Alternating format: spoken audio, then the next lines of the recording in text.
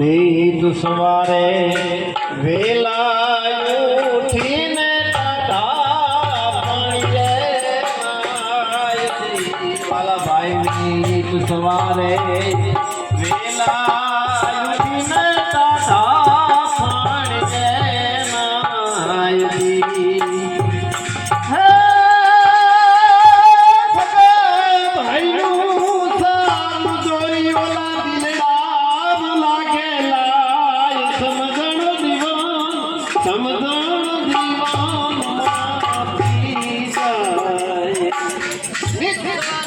ઉઠીને ટાટા પાણી પણ હગા ભાઈ નું હારું જોઈ દિલમાં લાગે લાય સમજણ જીવન માંથી જાય.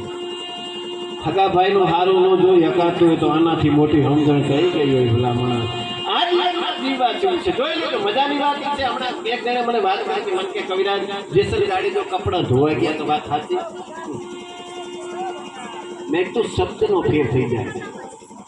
શબ્દની મારામારી છે. શબ્દ અત્યારે શું છે કે તમે જો ભજન આખું ગવાતું પણ શબ્દ અડધાના ઘરમાં નાખતો હોય, શબ્દ ભૂલી જતો હોય.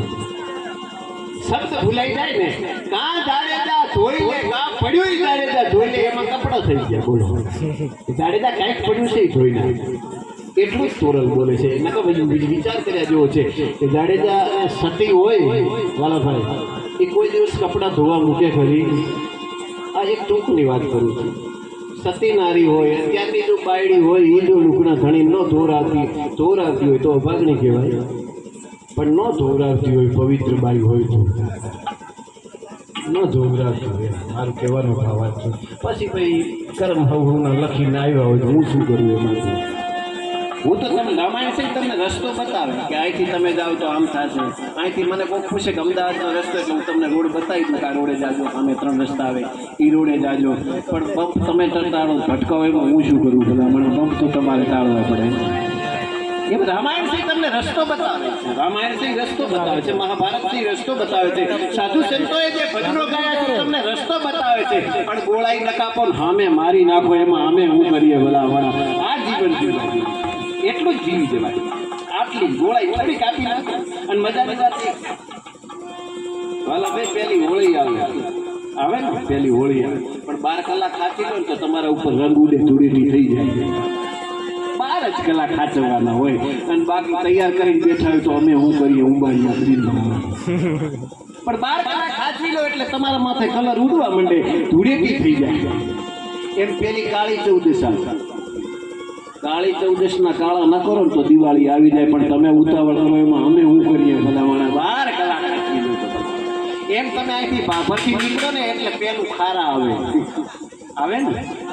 પણ 5 મિનિટ બેહો એટલે મીઠા આવે અને આવે. પણ એ તો નક્કી જ છે ભલામણા. આ જ એક થોડીક જો શાંતિ જાળવી દો ને તો તમારા મારા ઉદરમાં કંઈક આવે અને આવે. પણ હોળી હળગાવીને બેઠા હોય તો શું આવે ભલામણા?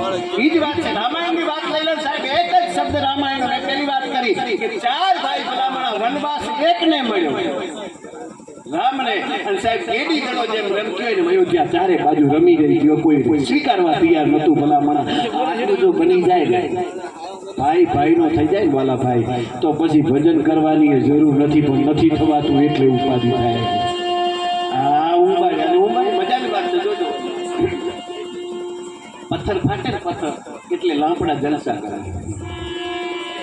પથ્થર ફાટે ને એટલે લાંપડા જલસા કરે. પણ લાંપડા જલસા એ કરે ને એ પેલા સીલિંગ કરી લેવું સારું, એ પેલા ભેગું થઈ જવું સારું, બીજા આવીને જલસા કરી જાય એ પેલા. આ જીવન છે. આ રામાયણ બતાવે છે. મહાભારત લઈ લો તો સાહેબ જોઈ લેજો. એક જ દ્રૌપદી ને એટલું જ દ્રૌપદી જો ન બોલે કે આંધળા છે તો યુદ્ધ ન થાય. દ્રૌપદી એટલું જ કીધું અને દુર્યોધને ગાંઠ મારી દીધી કે મને જો મેળું મારે તો હવારના નાણ ભાંડવું ને રવા ન દઉં ભલામણા. આટલી જ વાત આ તમને મને શીખ્યું. ઘરનો શેઠો હોય ને ભાઈના ભાગ પડ્યા હોય